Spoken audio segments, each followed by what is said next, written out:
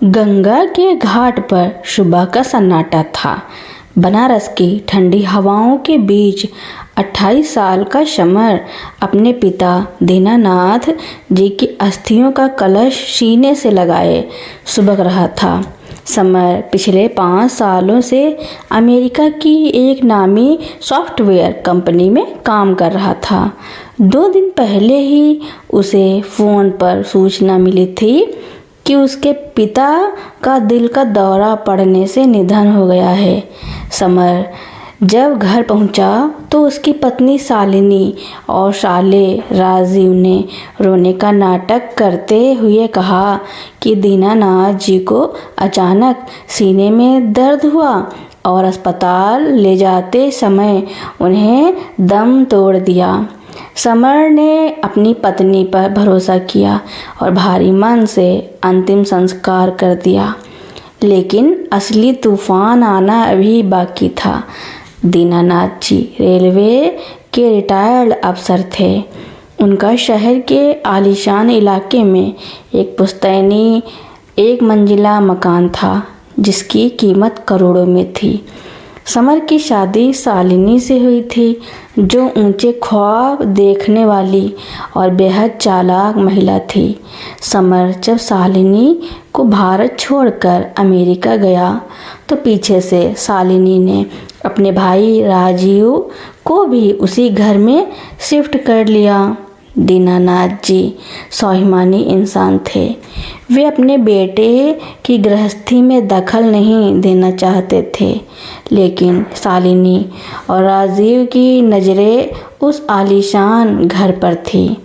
Summer हर महीने पिता की दवाइयों और खर्च के लिए एक बड़ी रकम शालिनी के खाते में भेजता था, लेकिन शालिनी वह सारा पैसा अपने भाई के कर्ज चुकाने और महंगे शौक पूरे करने में उड़ा देती थी। एक दिन राजीव ने दीनानाथ जी के सामने कुछ कागज रखे। बाबूजी, समर ने अमेरिका से कहा है कि इस घर को हमारे नाम ट्रांसफ़र कर दीजिए, वहाँ टैक्स में कुछ फ़ायदा मिलेगा। दीनानाथ जी ने चश्मा ठीक करते हुए कहा, बेटा, समर का फ़ोन तो रोज़ आता है। उसने मुझसे कभी ऐसी बात नहीं की, और वैसे भी यह घर मेरे बाद समर का ही है, तो अभी कागजात की क्या जल्दी है। बस यही बात शालिनी और राजीव को चुभ गई। उन्हें समझ आ गया कि सीधे रास्ते से यह बूढ़ा अपनी ज़मीन नहीं देगा। उस दिन के बाद से दीनानाथ जी की ज़िंदगी को एक सोची समझी साजिश के तहत नरक बना दिया गया। शालिनी ने घर की नौकरानी को हटा दिया और खुद खाना बनाने के नाम पर दीनानाथ जी को प्रताड़ित करने लगी। शुगर के मरीज दीनानाथ जी को सुबह की चाय तक के लिए तरसाया जाता। दोपहर में उन्हें बासी बिना नमक की रोटियां दी जाती। उनका फ़ोन यह कहकर छीन लिया गया कि वह ख़राब हो गया है। समर जब भी अमेरिका से फ़ोन करता, शालिनी खुद बात करती और कहती, बाबूजी तो मंदिर गए हैं या बाबूजी आराम कर रहे हैं। डॉक्टर ने उन्हें ज़्यादा बात करने से मना किया है। दीनानाथ जी की इंसुलिन और दिल की दवाइयाँ बाजार से लाना बंद कर दिया गया। जब वे खांसते या दर्द से कराहते तो राजीव टीवी की आवाज़ तेज़ कर देता। सर्दियों के दिन आ चुके थे। दीनानाथ जी को घर के पिछले हिस्से में बने एक सीलन भरे छोटे से कमरे में शिफ्ट कर दिया गया था, जिसे कभी कबाड़ खाना कहा जाता था। वहाँ ना तो कोई हीटर था और ना ही ढंग का बिछौना। 72 साल के बुजुर्ग रात भर ठंड से कांपते रहते और अपने बेटे समर की तस्वीर को देखकर आंसू बहाते। जनवरी की एक कड़कड़ाती रात दीनानाथ जी को सांस लेने में भारी तकलीफ होने लगी। उनका दिल तेजी से धड़क रहा था। उन्होंने दीवार पर हाथ मारकर शालिनी को आवाज़ देने की कोशिश की।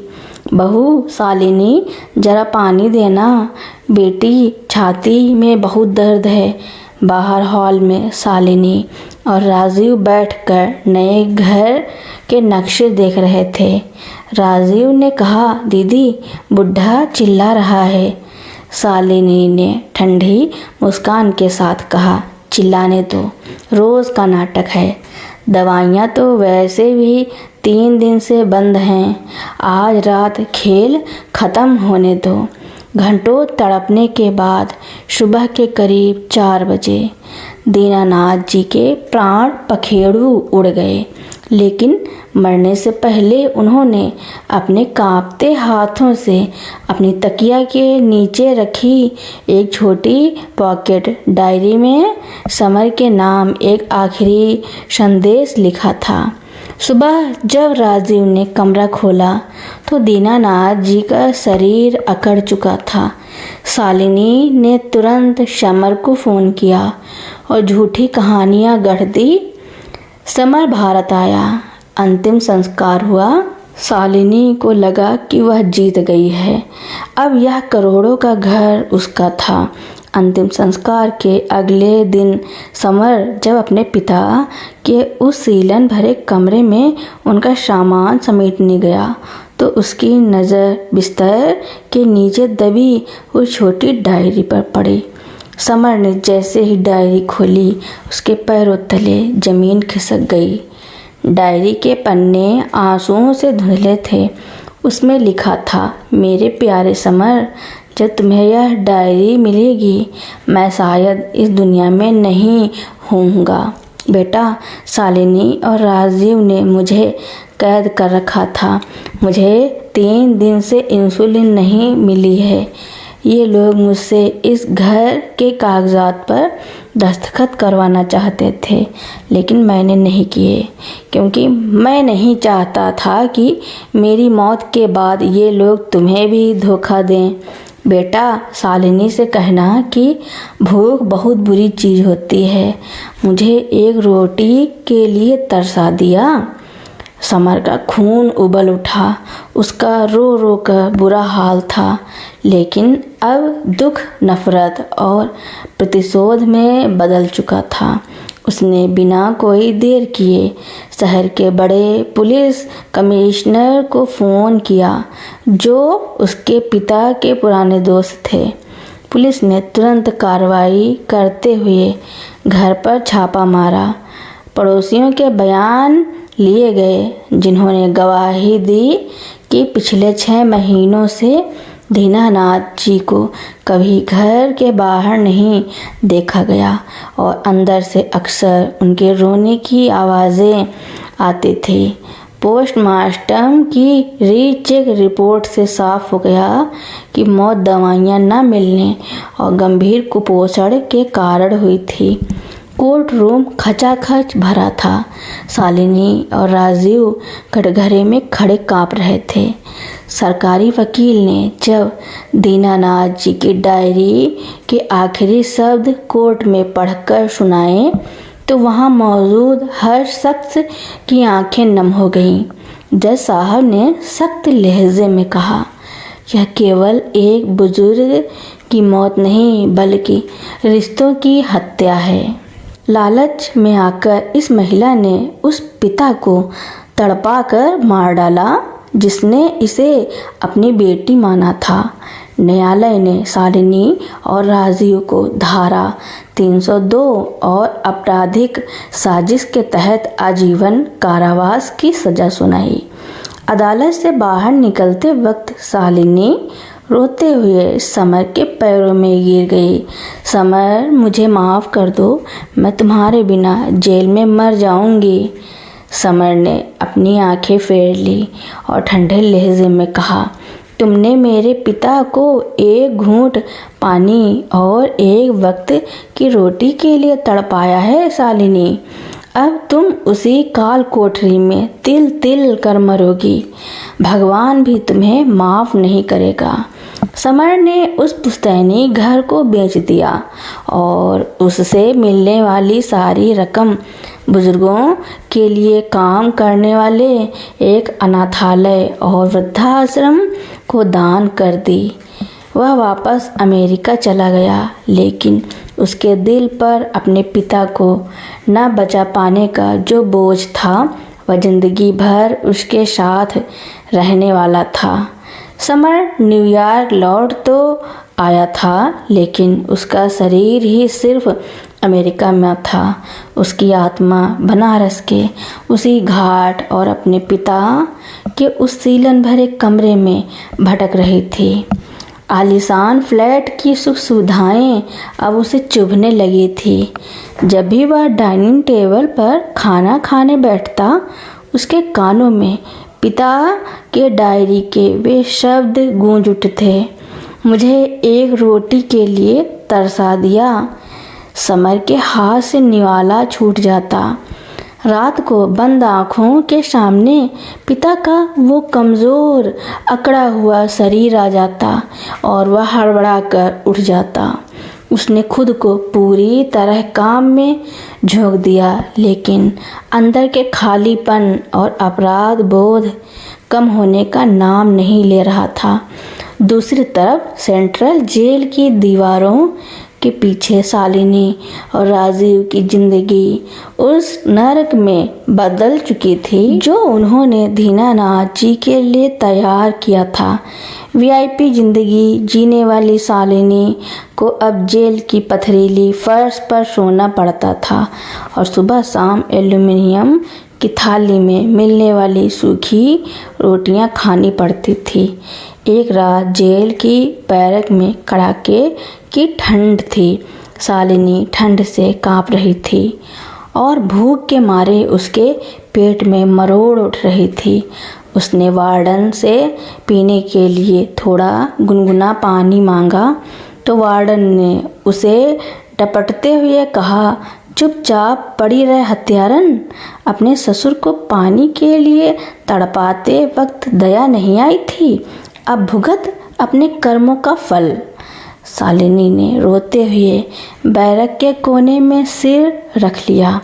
अचानक उसे लगा कि अंधेरे में दीनानाथ जी लाठी टेकते हुए उसके सामने खड़े हैं और उनकी आँखों से आंसू बह रहे हैं। वह डर के मारे चीख पड़ी। यही हाल राजीव का था। जेल के कैदी उसकी इस करतूत की वजह से उससे नफरत करते थे और आए दिन उसकी पिटाई कर देते। वे दोनों जिंदा तो थे, लेकिन हर दिन घुट घुट कर मर रहे थे। 6 महीने बीत चुके थे। समर को समझ आ गया था कि सिर्फ अमेरिका में बैठकर रोने से उसके पिता की आत्मा को शांति नहीं मिलेगी और न ही उसका अपना पश्चाताप कम होगा। उसने एक बड़ा फैसला लिया। उसने अमेरिका की अपनी करोड़ों की नौकरी से इस्तीफा दे दिया, अपना सब कुछ समेटा और हमेशा के लिए भारत लौट आया। वह सीधा बनारस पहुंचा। उसने अपने पिता के नाम पर दीनानाथ सहाय मेमोरियल ट्रस्ट की स्थापना की। समर ने उस पुश्तैनी घर को बेचने से जो रकम दान की थी, उसी से शहर के बाहरी इलाके में एक बेहद आधुनिक और भव्य वृद्धाश्रम का निर्माण शुरू करवाया। इस आश्रम का नाम उसने रखा पितृ छाया। यह कोई साधारण वृद्धाश्रम नहीं था। समर ने यहाँ उन बुजुर्गों को आश्रय दिया जिन्हें उनके बच्चों ने छोड़ दिया था या जो अकेले थे।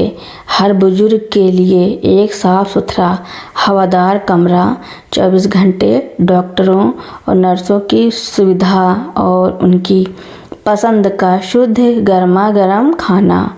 समर खुद उसी आश्रम के एक छोटे से कमरे में रहने लगा। वह सुबह उठकर हर बुजुर्ग के पैर छूता, उनके साथ वॉक पर जाता, उन्हें समय पर दवाइयाँ देता और शाम को उनके साथ बैठकर बातें करता। एक दिन आश्रम में एक नए बुजुर्ग आए, राम शरण जी। वे बहुत कमज़ोर थे और अस्थमा के मरीज़ थे। उनके बेटों ने उनकी सारी संपत्ति अपने नाम करवाकर उन्हें स्टेशन पर छोड़ दिया था। जब समर ने राम शरण जी को अपने हाथों से गर्मा-गर्म सूप पिलाया और उनके पैर दबाए तो राम शरण जी की आंखों में आंसू आ गए। उन्होंने समर के सिर पर हाथ रखकर कहा, जीते रहो बेटा, भगवान तुम्हारे जैसे बेटे सबको दे। मेरी अपनी औलाद ने तो मुझे मार ही डाला था, लेकिन आज तुमने मुझे एक नया जीवन दे दिया। उस पल समर को ऐसा लगा जैसे साक्षात उसके बाबूजी ने उसके सिर पर हाथ रख दिया हो। उसके दिल का बोझ थोड़ा हल्का हुआ। उसने खिड़की से बाहर देखा, जहाँ गंगा की लहरों पर सूरज की किरणें चमक रही थी। उसे महसूस हुआ कि आसमान से उसके पिता उसे देखकर मुस्कुरा रहे हैं और कह रहे हैं, मुझे तुम पर गर्व है मेरे शेर। रिश्तों का जो कत्ल लालच ने किया था, समर ने अपनी ममता और सेवा से उस पर इंसानियत का मरहम लगा दिया था। शालिनी और राजीव अपनी काल कोठरी में अपने पापों की आग में जल रहे थे और समर्थ निस्वार्थ सेवा की राह पर चलकर अपने पिता की विरासत को जिंदा रख रहा था। तो दोस्तों, मेरी कहानी सुनने के लिए आपका बहुत बहुत धन्यवाद। ऐसे ही नई नई कहानियाँ सुनने के लिए मेरे चैनल को लाइक, कमेंट, शेयर, सब्सक्राइब एवं बेल आइकन का बटन दबाना ना भूलना, ताकि मेरी नई नई कहानियाँ आप लोगों तक पहले ही पहुँचती रहें। धन्यवाद।